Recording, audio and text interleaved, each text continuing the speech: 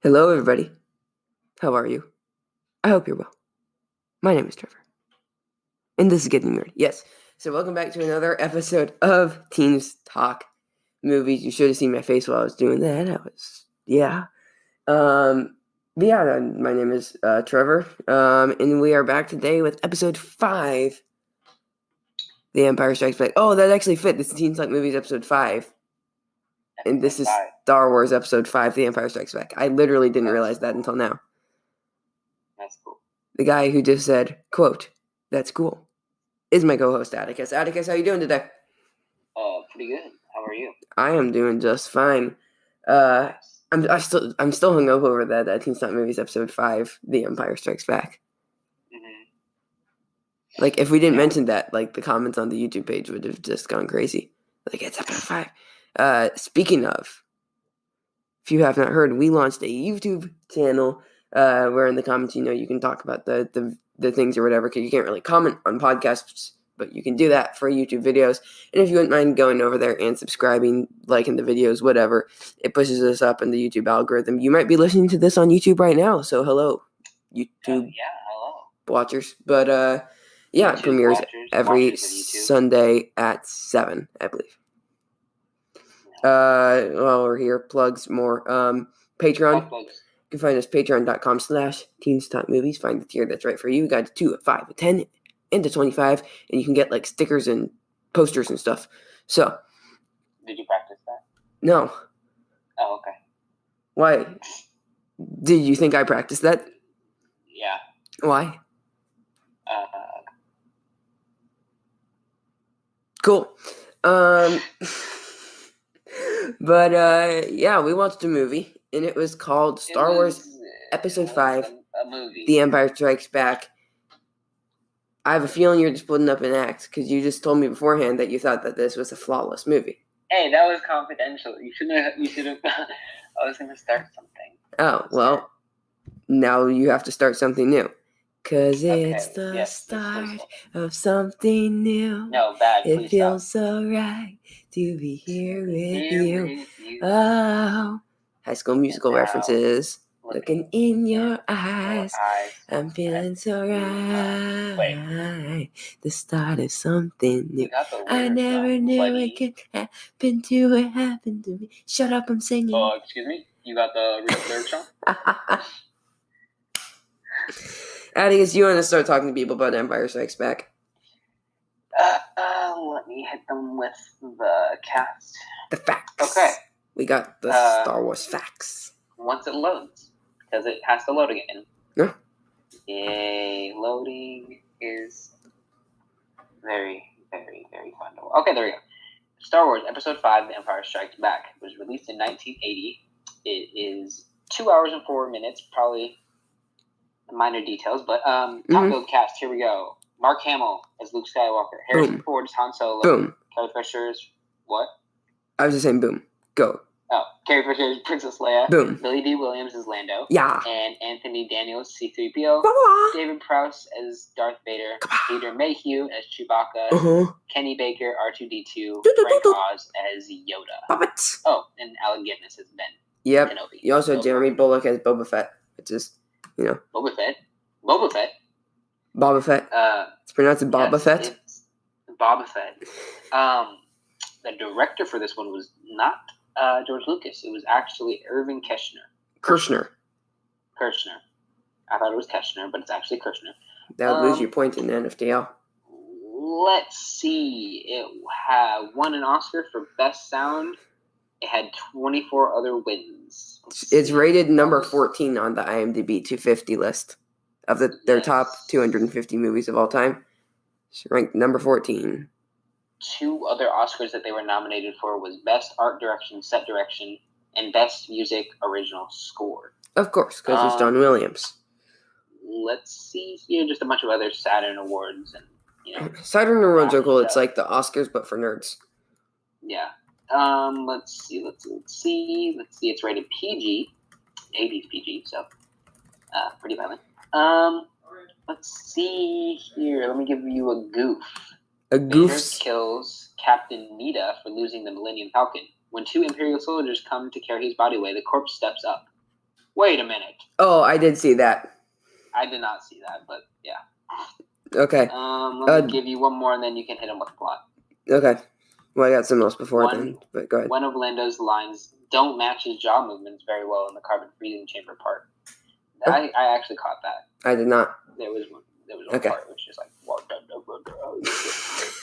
So the budget of this movie was $33 million. Dang. Okay. To now, that is $102 million, which really isn't that much, actually. Well, I mean, well, I compared to current movies. Like, let's look at what The Force Awakens budget is. It was $306 million. So 102 isn't that much. I have Hamilton songs stuck in my head. So if I burst out into song, then yeah. Raise a glass to freedom. Okay, and then its box office. This made $547.9 million, which is a lot for the 1980s. That is. Like. Yeah, my phone just turned off. There we go. That's incredible. Yeah, it was the highest grossing film of the year. Do you want to know what other movies were the highest grossing movies of the year? Yes, sir, I do. You had 9 to 5, Stir Crazy, Airplane, Any Which Way You Can, Private Benjamin, Coal Miner's Daughter. Oh, that's a biopic, yeah. Smokey and the Bandit 2, The Blue Lagoon, and The Blues Brothers. So really not much. I heard of The Blues Brothers and Airplane. Really not much, though, other than The Empire Strikes Back and Airplane. I've heard of 9 to 5 and Stir Crazy. But, yeah. But, anyways, yeah, worldwide of $547.9 million, which is pretty decent. Converted to today, Vampolite, entering the precarious numbers. Precarious. Okay. None. Okay, it would have made $1.7 billion today. Wow. So what did Endgame make again? Well, $3 billion. But let's look at The Last Jedi box office. It made $1.3 billion. Oh, that's pretty good. Or The Rise of Skywalker box office. It made just over $1 billion. So The Empire Strikes Back today, $1.7 billion, really high up there. Force Awakens made $2 billion. So Empire Strikes Back made some money. I mean, coming off of A New Hope, which was the highest grossing film of all time when it came out. So, of course, the sequel is going to make money. Now, a lot of people consider The Empire Strikes Back as one of the few sequels that actually transcended the original.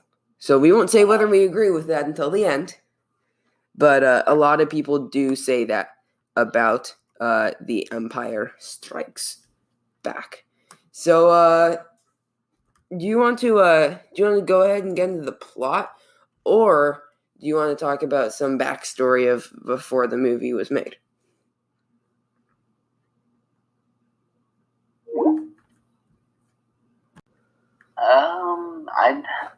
I always like backstory, but I also like plot time.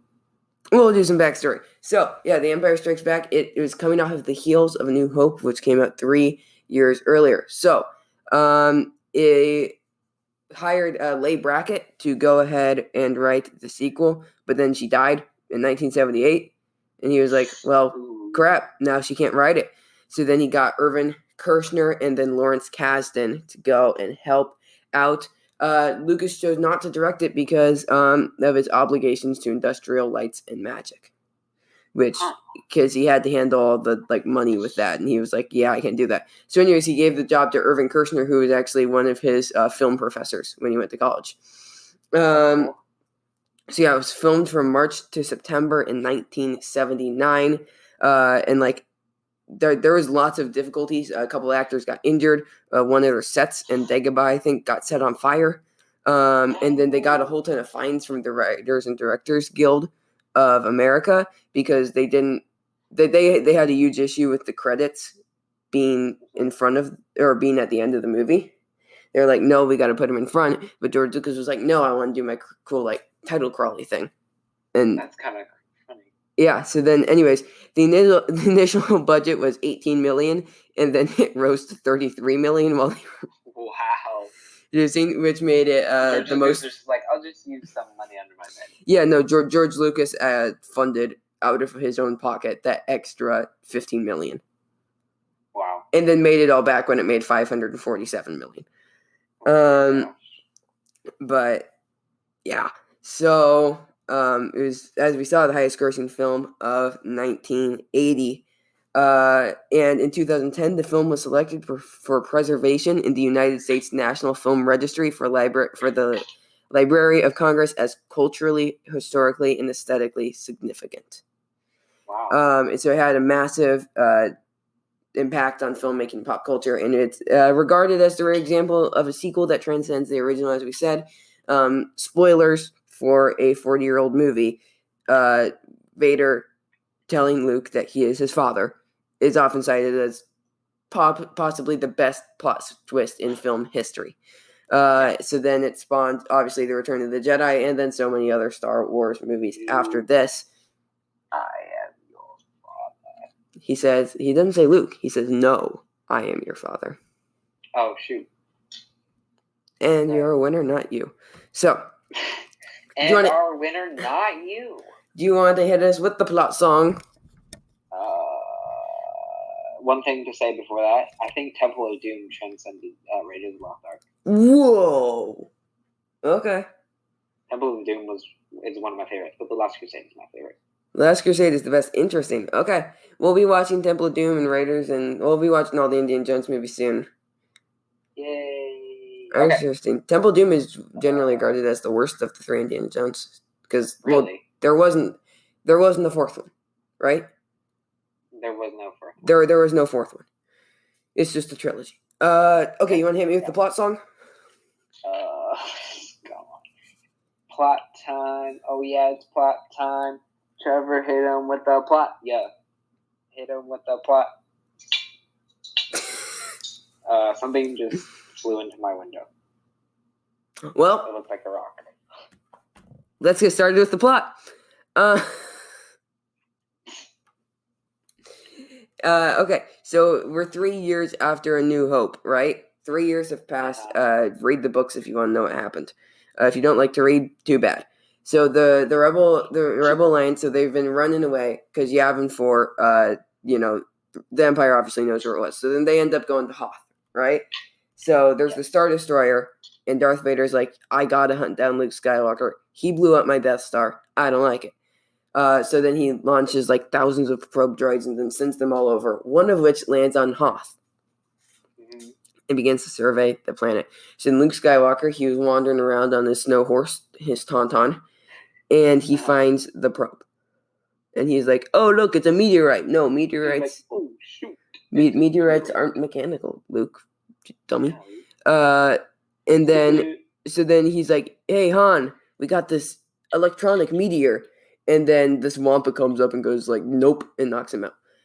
It's actually, like, I saw it behind the scenes, and it's just a big arm that somebody's holding, and they're on a stepladder, and they, like, hit him off. It's kind of funny. Oh, that's so good. Again, feel free to cut, like, interrupt me at any time. Okay, will do. I know you will. I was just giving you permission, so that way you wouldn't have to feel bad about it. Okay.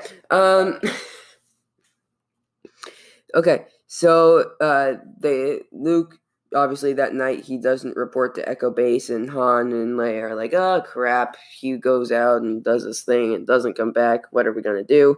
So then Han jumps on his snow horsey, and he's like, I got to go find Luke. But, oh, wait, there's a storm. I'm Han Solo. I don't care. Yep, it doesn't make sense. They're on the snow planet, and, I guess it'll be kind of nice because it's warm. Yeah. So then, anyways,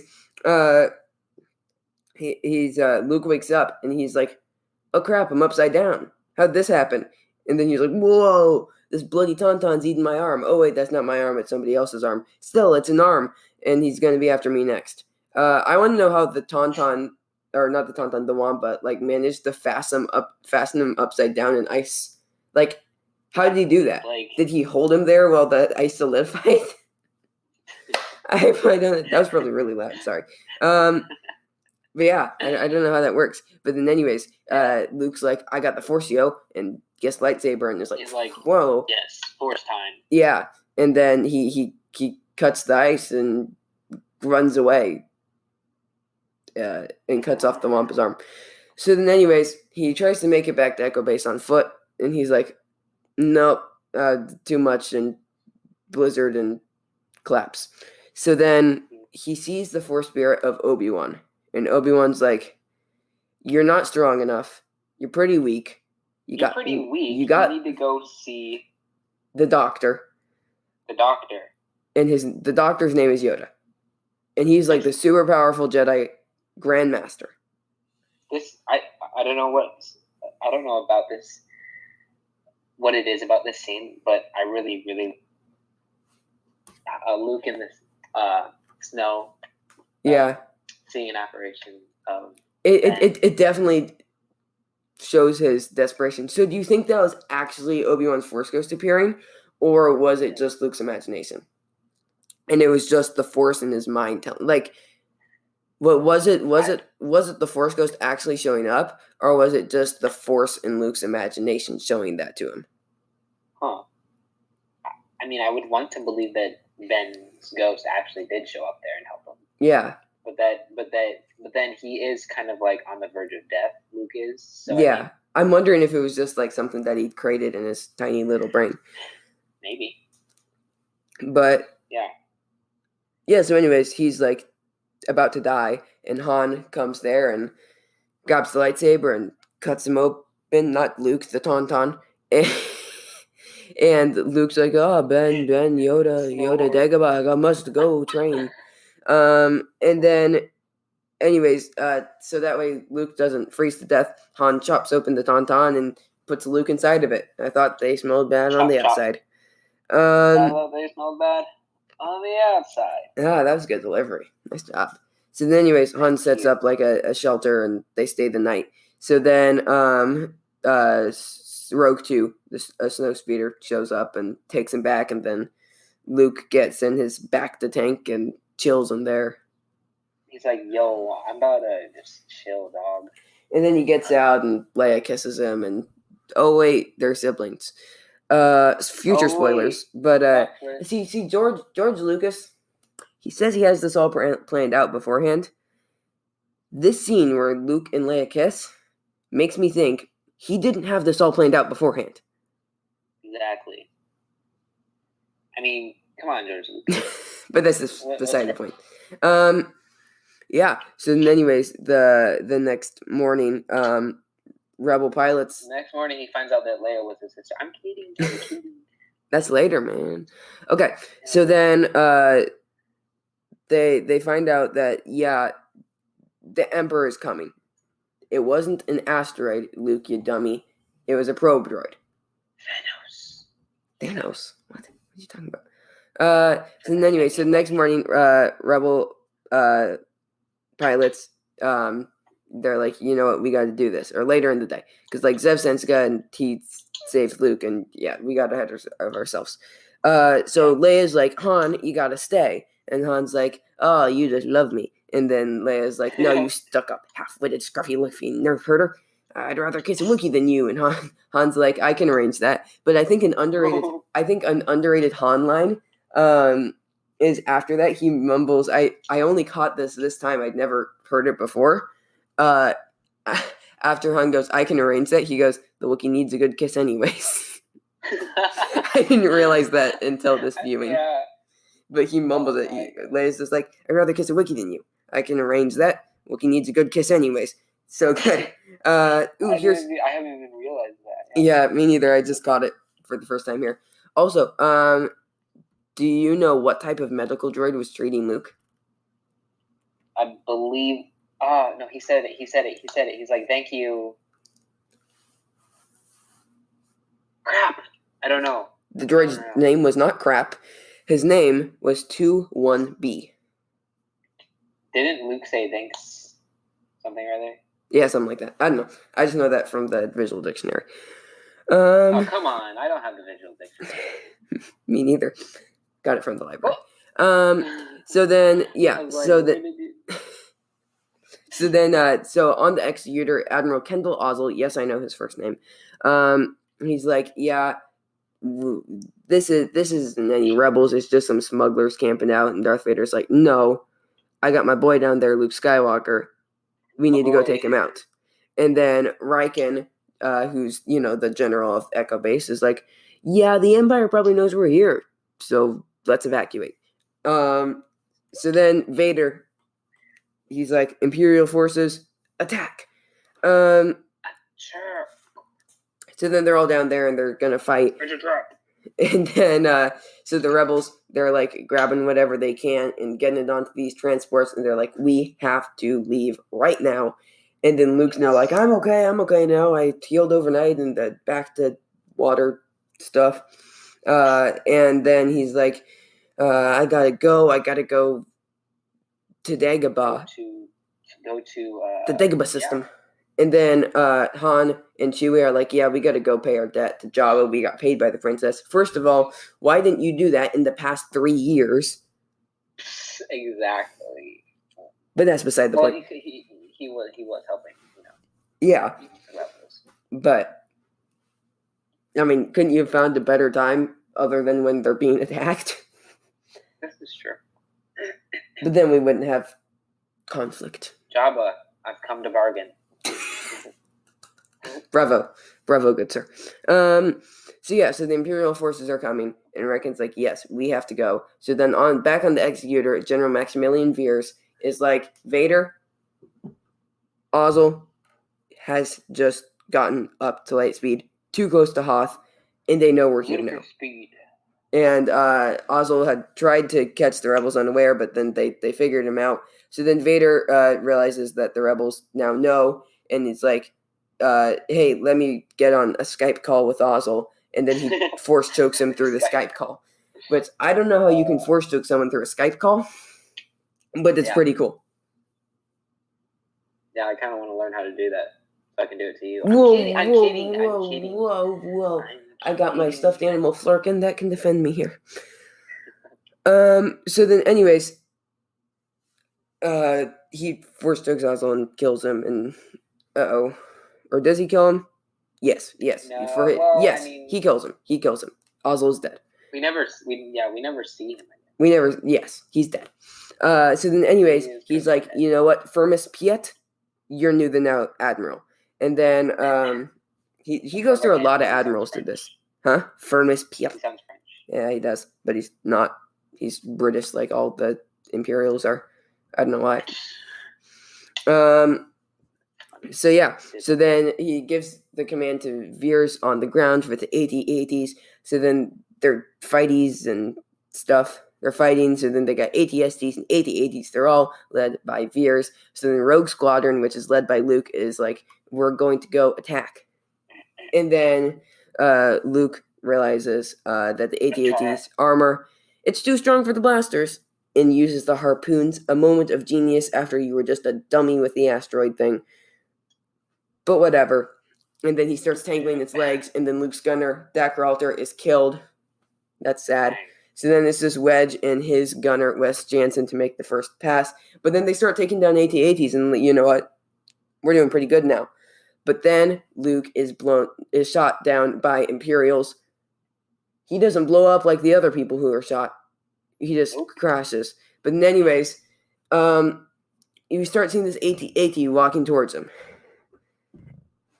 And it seems pretty far away. It cuts to Luke trying to get out. And it cuts back. And it's like a foot away from him.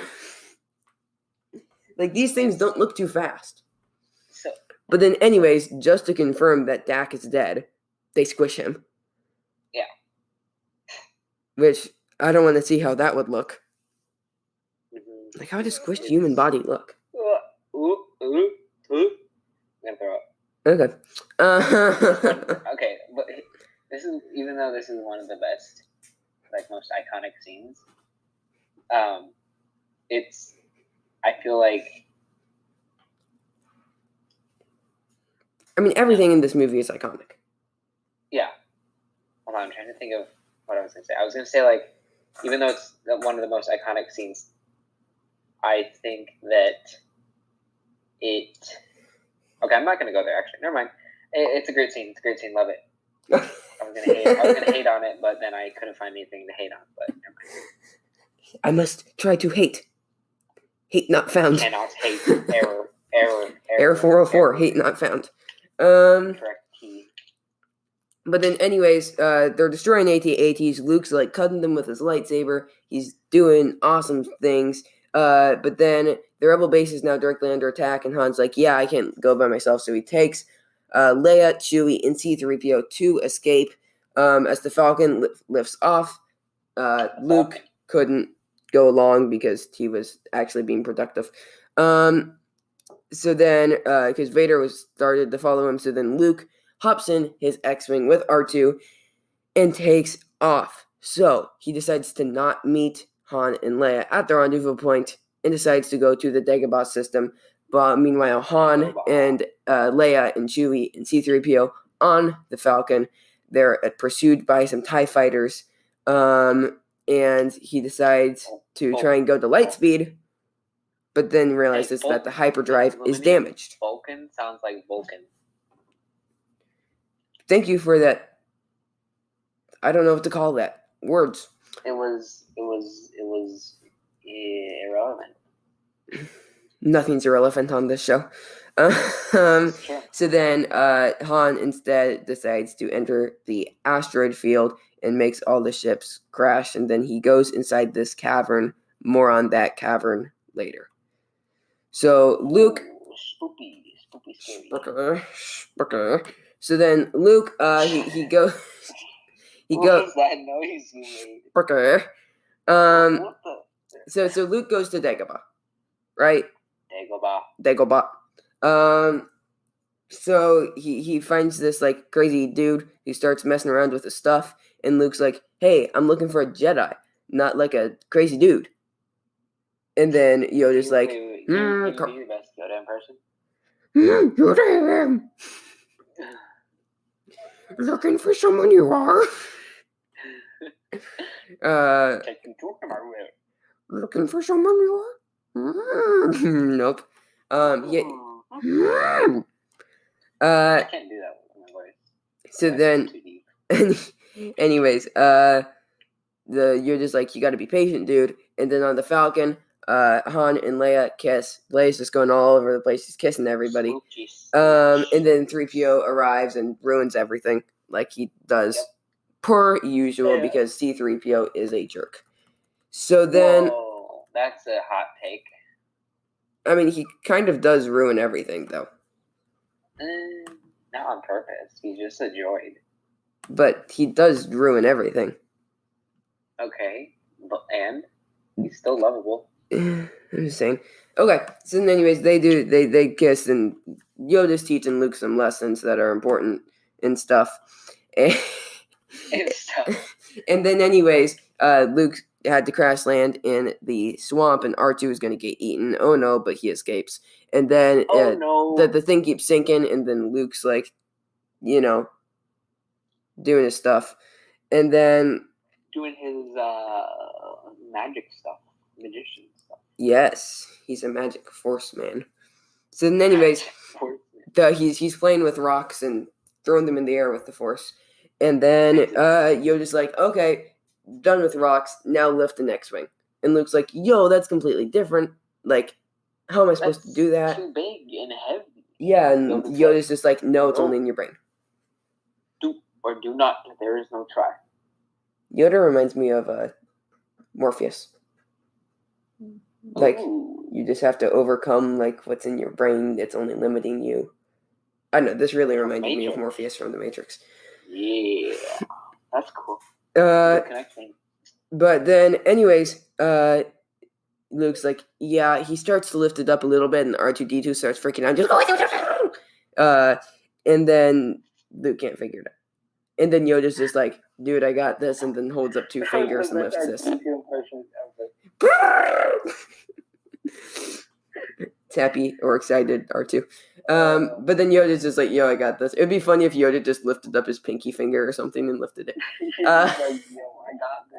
So then, anyways, Han is doing his thing, but then, you weren't in a cave. You're in a space slug, and there's Minox around in there. So then they have to fight off the Minox, and then they leave, and they're like, "That was an Exogorth," which are what space slugs are called. That's the proper title of space slugs. While this is all going on, there was on the Star Destroyer, Vader enlists 5 bounty hunters. Can you name the 5 bounty hunters? Bosk. Yes. Then an assassin droid. Then Boba Fett.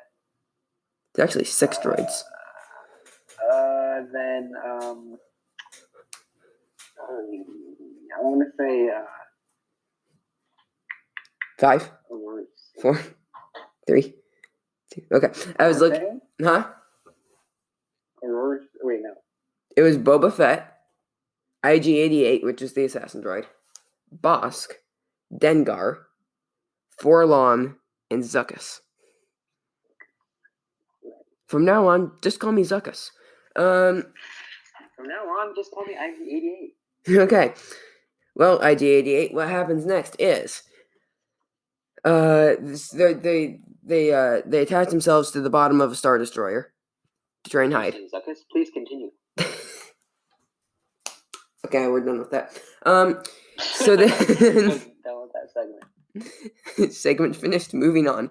So then, anyways, they attach themselves to the bottom of a Star Destroyer, and Edith's like, "Well, where'd they go? I can't find them." And then They're right on top of you. Oh I know. And then, anyways, they launched the trash, and then they floated with the trash. I love Leia's line where Han's just like, "Well, we'll attach ourselves," and then when they let go of all their garbage, Leia goes, "We'll float away with the rest of the trash," still implying that the Millennium Falcon is trash. Oh my gosh. There's so many like mumbling like comedic lines that I caught this time. One-liners, yeah. Yeah. But then, anyways, they're like, "You know what? We got to go to Lando." I'm not familiar with that system. System? Yeah, I was just about to see it. Do you want to do the next part? Lando's not a system. It's a guy. He's a man, not a guy. He's a man. The quote is, he's a man. He's a man. He's a man. Okay. So then, anyways, he's the man. Then I'll be the man. They gonna make a man out of you to defeat the Huns or whatever. Okay. So then they decide to go to Cloud City on Bespin, and it's governed by Han's old friend Lando Calrissian. They meet him there, and then played by Donald Glover. No. Well, yes, but no. See? I'm sorry. It's Billy D in here, who actually played Harvey Dent in the 1989 Batman film. But anyways, we think that Lando maybe he's holding a grudge, and because we think that there might be a problem, but Lando's just playing with them, and they're still cool, and they go and have a party and they have fun. But then, little do we know, Boba Fett tracks the Falcon there. Boba Fett tracks the Falcon there. So then we cut back to Luke on Dagobah, right? And Luke goes into this cave, the Cave of Wonders, if you will. Oh, wow. See what I did there? Aladdin references. Yep. Cave of Wonders. So then, yep. So then, he goes in there and he starts to fight Darth Vader. Why did they do it in slow motion? I don't know. But anyways, he cuts off Darth Vader's head. It was really cool. In slow motion.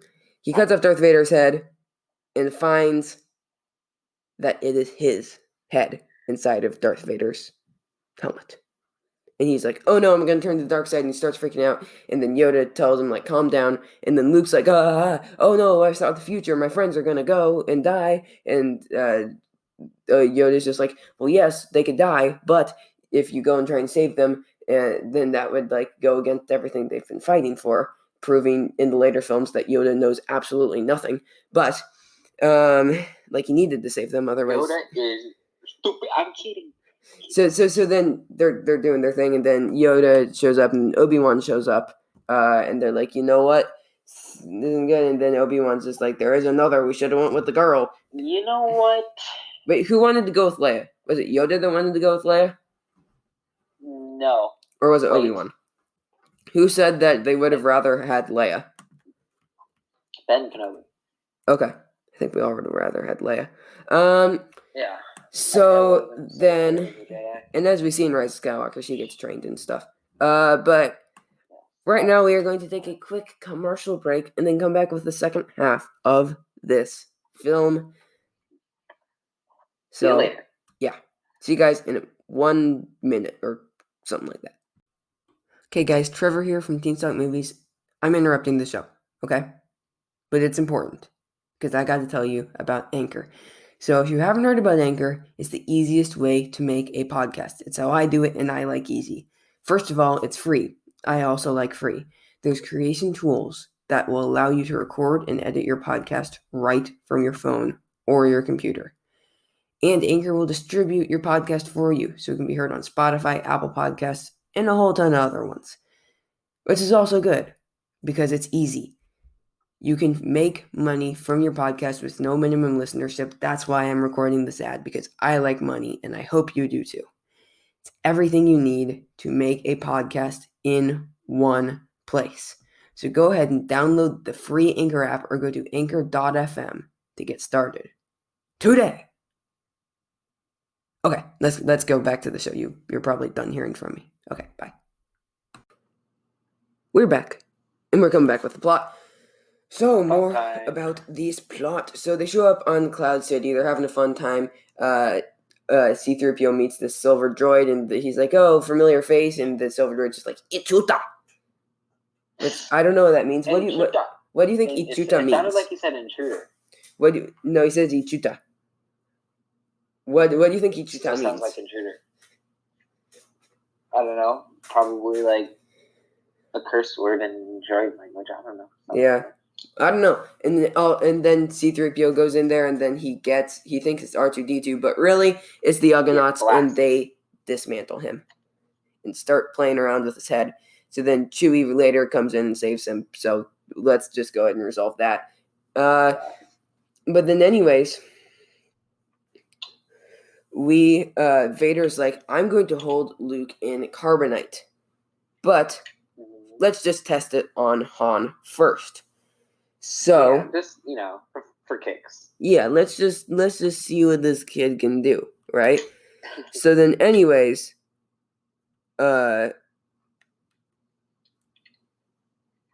sorry, lost my spot. So then, anyways, Lando betrays them though, and Darth Vader shows up, and he has these cool bullet-resistant gloves, which are awesome. I always thought he was using the Force before, but he actually literally has bullet-resistant gloves. Seriously? That's kind of underwhelming. Yeah. I mean, I want some, though. Yeah. But then, anyways, he decides to torture Han and Leia to really create a massive disturbance in the Force, so that way Luke will come, so that way he can lure him in, and yeah. So then, Chewie rebuilds C-3PO and puts his head backwards, and there's that whole thing. But then Han and Lando now start fighting, and Lando's like, it's the only thing I could do, and Han's like, no, it really wasn't. And Leia's really mad at him. Chewie starts force choking him and whatever. But then anyways, he puts Han in the chamber, and Atticus, let's do the line. Ready? No. I love you. I know. Okay, you wouldn't do it with me. But yes, I love you, I know, which was ad-libbed by Harrison Ford. Originally, in the original script, he was supposed to say, save it for later, babe. Yeah. But I know is so much better. Did he improvise? Yeah, no, it was ad-libbed. Oh, that's cool. Which is like, one of the most iconic lines in Star Wars. Yeah, obviously. Or it's like always in Harry Potter. Yeah. Or like As You Wish in Princess Bride. Yes. On Disney Plus now, I saw. It's on Disney Plus. On Disney Plus, I saw.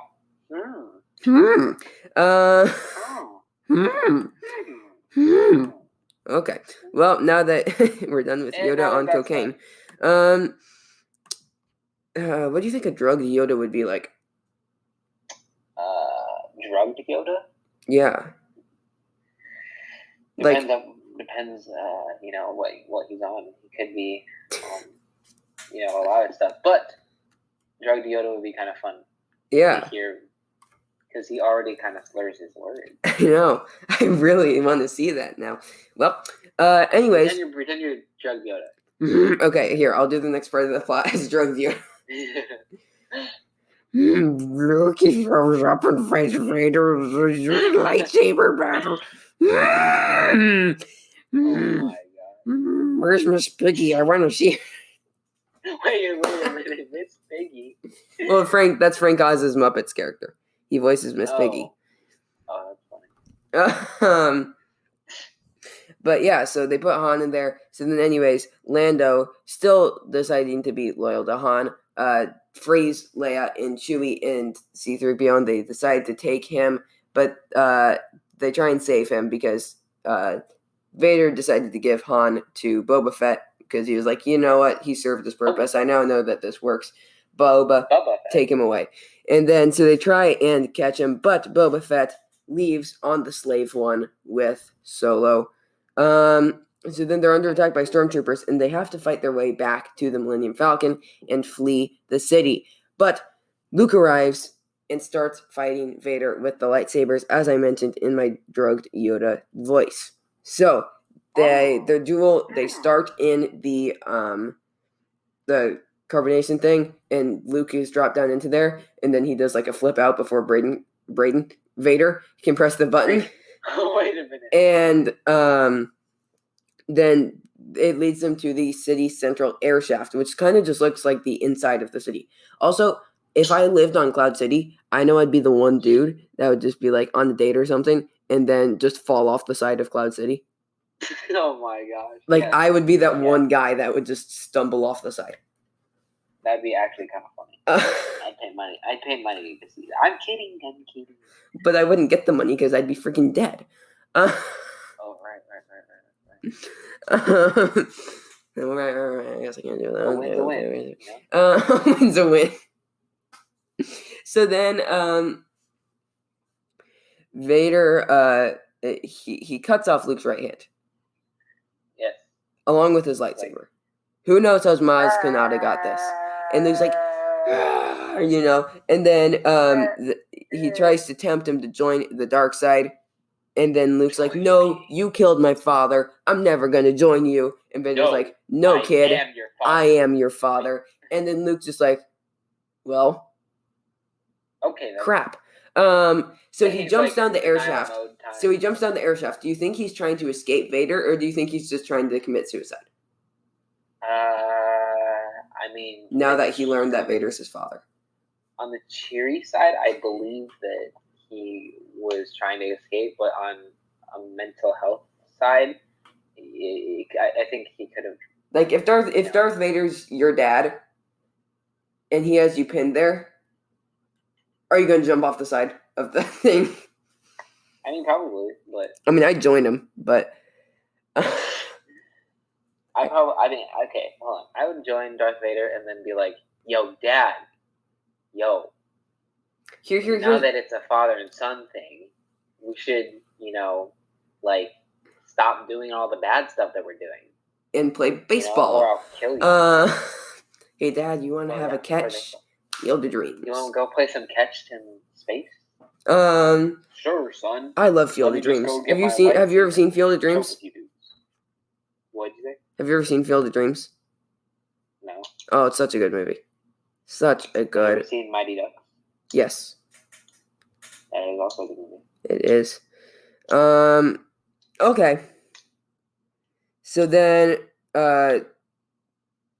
Luke jumps down and he is ejected beneath the floating city, where he hangs to an antenna and he calls out Ben, and Ben doesn't show up because Force Ghosts can't float, obviously. But then he goes, Leia, and then Leia senses it in the Force, proving that Leia does have the Force. We see that for the first time. And is like, Lando, Chewie, turn around, and they get Luke on board. And they're like, what?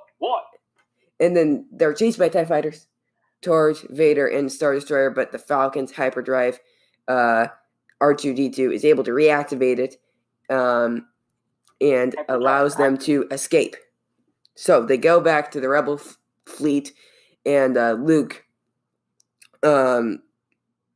gets like a really cool prosthetic hand. All right. Like this thing is really awesome. Yeah.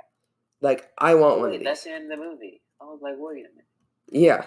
Like these things are pretty cool. I was expecting the fight on Endor, but that's Return of the Jedi. And that you watched this movie, right? Yeah, I did. Okay. I was just like, I was confusing it because I was like, oh wait, never mind. Yeah, and then anyways, they what am I trying to say? I don't know. They live. Oh yeah, and then Chewie and Lando try and go save Han. They take off, right? Okay, and then that's the end of the movie. You think that maybe we're gonna at least find Han by the end of this, but no. Like, this is just a cliffhanger. Yeah, and a lot of people didn't like it when it came out because it felt very unresolved, kind of like Infinity War, you know. But everybody loved Infinity War when it came out.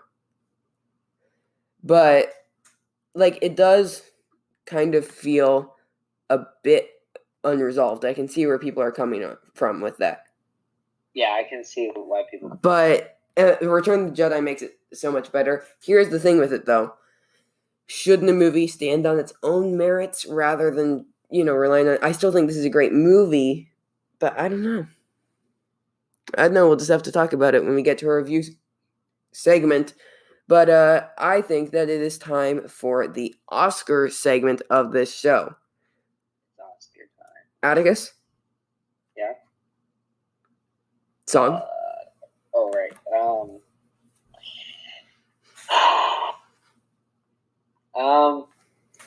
Let's see. How did I do it last time? You're like, I believe it was Best Actor, Best Actress, Best Director. Okay. You're gonna sing it this time because you have better vocals, okay? I do? And Uh-oh. Yeah, you do. If I have better vocals, we're in trouble.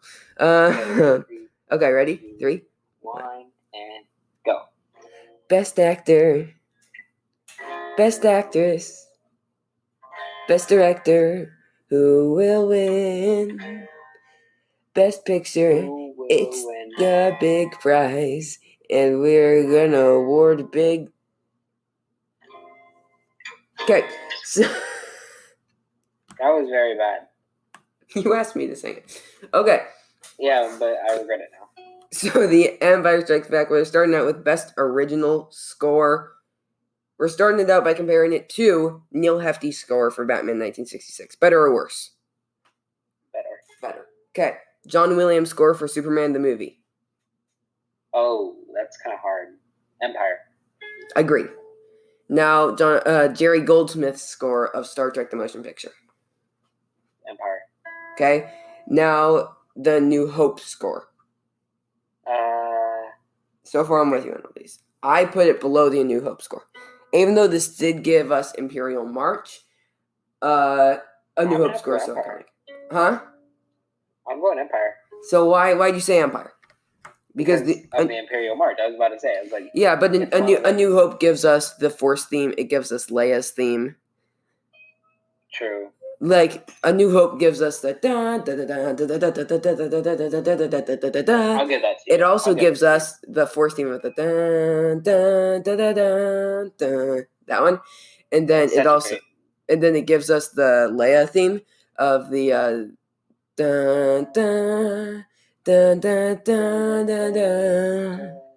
Like, I feel like the only real iconic one from Empire Strikes Back, I may be wrong, but that Empire Strikes Back gave us was Imperial March. So I place it below A New Hope.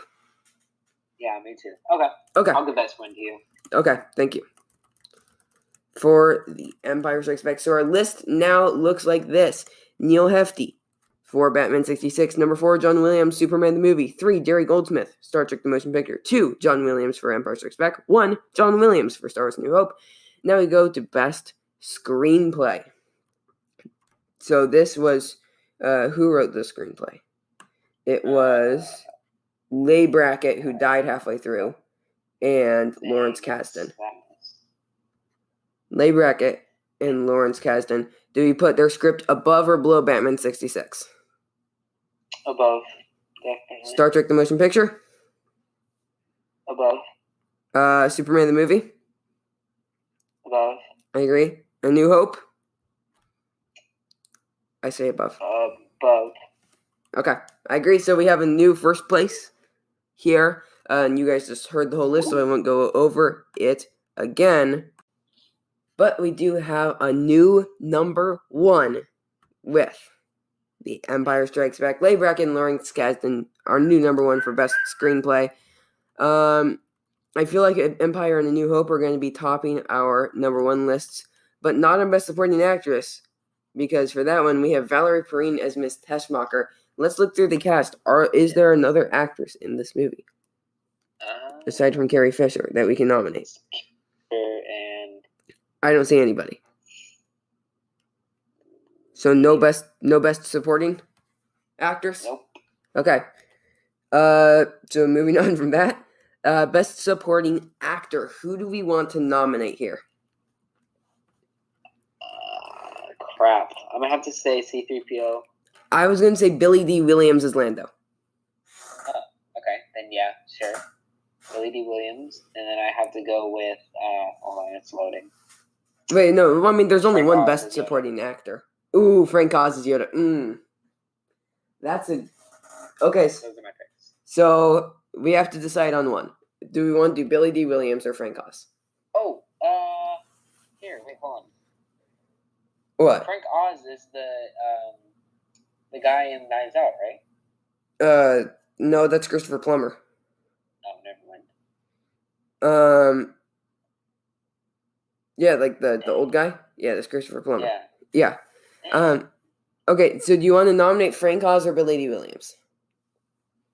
I'm gonna nominate. No, he is. He is in Knives Out. He is in Knives Out? Yeah, he's the guy that reads the thing. The will. Oh, he's the guy. Oh, that is right. I thought you were talking about like Harlan Thrombey. Oh no. Okay, Thrombey. That's Christopher Thrombey. Yes, he is. Okay, yeah. Yeah. Okay, nice. I'm But gonna nominate Billy D. Williams. I would agree. So, Here's another fun thing. So George Lucas actually pushed and paid thousands of dollars for an Oscar campaign for Frank Oz. And the Academy said no because he was only the voice of it. And like he was just like puppeteering it. So has any voice actor won an Oscar? Probably. For best supporting actor, I don't know.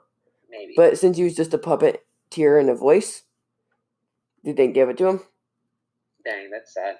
Yeah. But Frank Oz honestly didn't care. He didn't even know that he was getting pushed until George Lucas told him that he didn't get the nomination. Funny. But we can agree on Billy D. Williams. Yes. Okay, so now let's look through the list. So we're going to start at the bottom, and this best supporting actor list is stacked. How does he fare against Alan Napier as Alfred from Batman 66? I say above. I have to say above.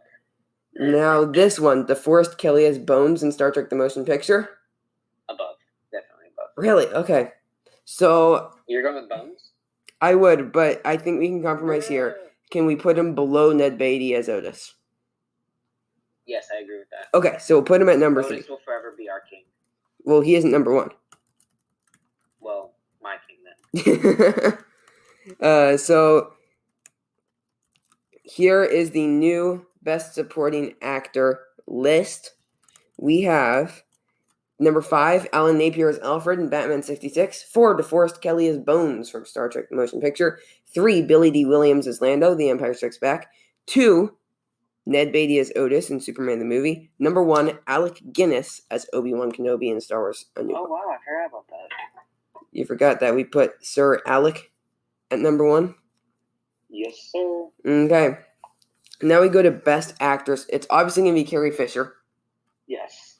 but it's just a matter of where we place her. So let's put her against first Persis Kambata as Aaliyah in Star Trek: The Motion Picture. Above. I would agree. Margot Kidder as Lois Lane. I say above. Above. Now, Carrie Fisher in Empire versus Carrie Fisher in A New Hope. I say Empire. I feel like she was. Yeah, I feel like she was more. I feel like she had more to do, and she had more of a character rather than just being the damsel in distress. Yes, agreed. So, we have Leia topping the charts right now, but we have a new number one, Carrie Fisher for Empire Strikes Back. Yay. Yes, so Persis Kambata is 4 as Aaliyah, 3 is Margot Kidder as Lois, 2 Carrie Fisher as Leia in A New Hope, 1 Leia in Empire Strikes Back. Now we go to Best Actor. Who do we want to nominate here?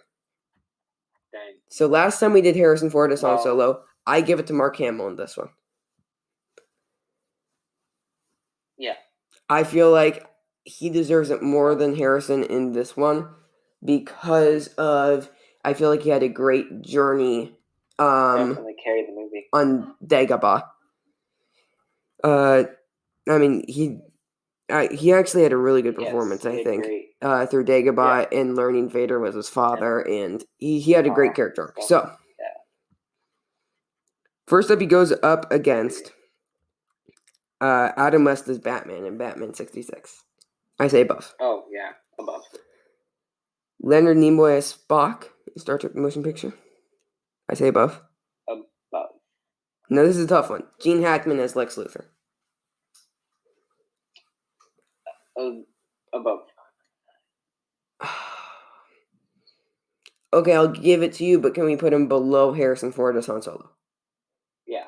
Okay, so Mark Hamill as Luke Skywalker is number 2 on our list. His Empire Strikes Back performance. Yay. So the new Best Actor list is 5, Adam West as Batman in Batman 66. 4, Leonard Nimoy as Spock, Star Trek: The Motion Picture. 3, Gene Hackman as Lex Luthor, Superman the Movie. 2, Mark Hamill as Luke, The Empire Strikes Back.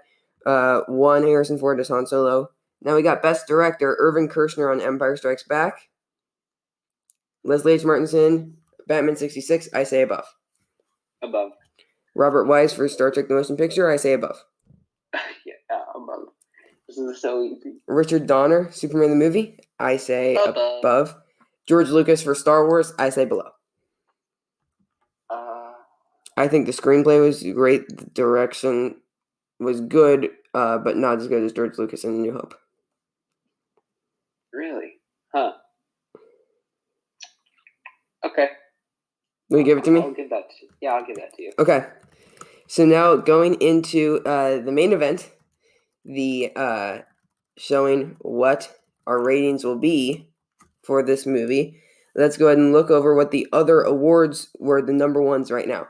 So for Best Original Score, we have John Williams for A New Hope. For Best Screenplay, we have Leigh Brackett and Lawrence Kasdan for The Empire Strikes Back. Best Supporting Actress, Valerie Perrine as Miss Teschmacher in Superman the Movie. Best Supporting Actor, Alec Guinness as Obi-Wan Kenobi in Star Wars: A New Hope. Best Actress, Carrie Fisher as Princess Leia, The Empire Strikes Back. Best Actor, Harrison Ford as Han Solo in A New Hope. Best Director, George Lucas for Star Wars: A New Hope. Before we do our ratings, we're going to do something new called the IMDb game, where Atticus will have to guess what the next movie is going to be that we'll be watching through a series of clues. Okay? So I have to ask you a question real quick. Yeah? Are you excited about this one? I'm not going to answer anything. All you get to know are the clues. Okay? So, you can get the rating, the release date, the genres, the director, the composer, the top billed cast, and then plot keywords. Okay? And let me just double check on the composer. I'm definitely not going to get it by composer or release date. Okay. Are you ready? So you're going to get all of these in a random order. Yes. The first thing you get to know are plot keywords. Okay. Plot keywords. So you can guess after each one, okay? So you get... Okay. What? Let me see here. Okay. Superhero. I'm gonna have to say another Superman movie. Superman Returns. Okay. Now your next thing is Superman Returns is incorrect. Dang. Okay. Your next Okay. thing that you get to know are genres. Okay. If you say superhero, I'm gonna die. Action, adventure, sci-fi. Okay, so superhero, action, adventure, sci-fi.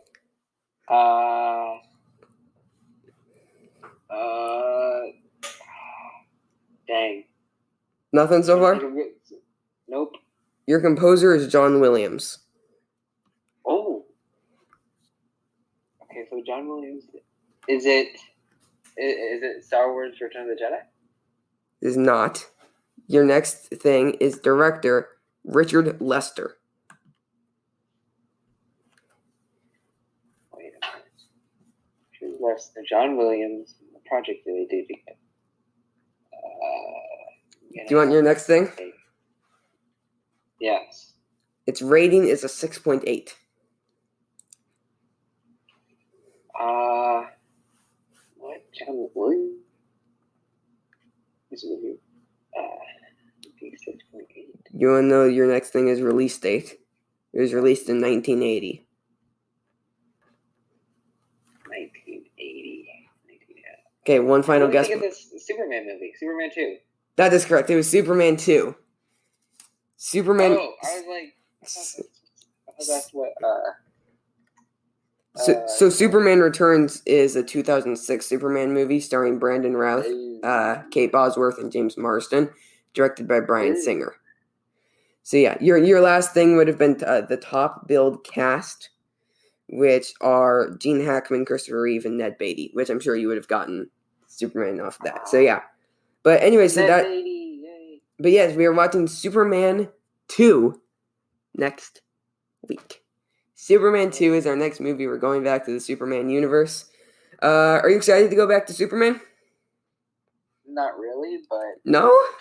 Okay. Yeah. Well, we'll see what we think of it. But that is the IMDb game. So we'll get to have more fun with that in the future. What did you think of the IMDb game?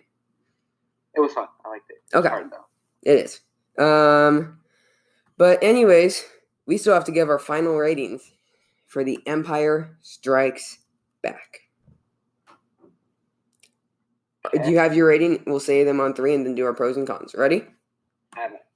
3, 2, 1, 8.8. 8.5. Whoa, we were close. Oh, it's really close. So I think I went right around an 8.7 for A New Hope. Or I think I did an 8.9 for A New Hope. I think I did a strong 9. Yeah. Yeah. Or no, I did. I must have went higher. If you went 9, I think I went 9.2 for A New Hope. Wow. Yeah, I went 9.2 for A New Hope, so I have an 8.8 here. I still think that A New Hope is slightly better. Yeah. But this movie is great. So pros, I mean, first of all, it introduces one of the greatest plot twists of all time. Oh, yeah. It is shot beautifully. The Hoth scenes look amazing. Dagobah looks great. It can look a little bit dated at some points, but I'm not going to judge it for that. The writing is good. There are a couple moments where the writing doesn't feel fantastic. Atticus, I'll leave you to talk about the costumes. But the set design in this was fantastic. Like, all of the planets, they each had their own distinct feel. And they all looked great. It was awesome seeing the introduction of Yoda. I really enjoyed Billy D. Williams in this. We got introduced to a whole ton of bounty hunters. I mean, some cons that I will say is, again, the screenplay was good, but some of the lines didn't feel great. There's a couple convoluted things, but overall, this is just a great movie. Yes. Atticus, you have anything to add to that? Not really, besides the fact that I own most of the costumes in this movie on Battlefront 2. Oh, well. Good for you. I did really enjoy the costumes and the one glimpse we got at Bosk and the Bounty Hunters was really cool. So that's a repurposed Doctor Who costume. The Bosk costume? Really? Yeah. Really? Yep, they found it in a Doctor Who costume bin that they were getting rid of and grabbed it for Bosk. Yeah, I mostly agree with you.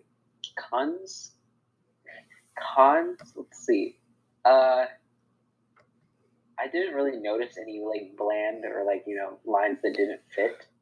Yeah, I sorry for interrupting.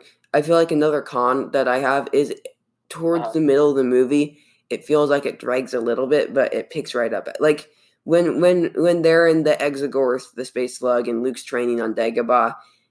Oh yeah. It feels a little bit slow, but then right when you start thinking it's slow, it starts to pick up. But there is a little bit of drag there. Okay, I can see that. Let's see. But I don't think that this is better than New Hope. Okay, yeah. So do you want to know what our Teen Stock Movies official rating of the movie is? I would love to know. It is an 8.7. Ayo, 8.7. What's the Empire State? Isn't it serious? IMDb gave it an 8.7 as well. What? I said IMDb gave it an 8.7 as well. Oh, really? Yeah. So, yeah. But anyway, so here's our list so far. Number 5, Batman 1966 with a 4.7. Be staying down there for a while. Number 4, Star Trek the Motion Picture with a 6.0. 3, Superman the Movie with a 7.3. 2, Star Wars The Empire Strikes Back, 8.7. Number 1, Star Wars New Hope, 9.1. So, yay! Next week, though, we are watching Superman 2. Superman Dose. So, that, are you excited for Superman 2 at all? I guess, just because Ned Beatty is going to... Beatty is going to be in that? Yeah. So we get to see Zod, Ursa, and Non come back. I know. But yeah, it got an 87 on Rotten Tomatoes, a 68 on IMDb, 83 on Metacritic. So it's rated pretty highly. Huh, so this got an 87. Well, this got an 87 on Rotten Tomatoes. The first one got a 94. Oh, shoot. So... Was it audience or critic? Critic. Oh, okay. So I think audience was even higher. Okay. So, but yeah, it should be fun. So you guys can find it YouTube, iTunes, Google Play Movies, Vudu, and Amazon Prime. You can all rent it for $4, which is what I'll be doing.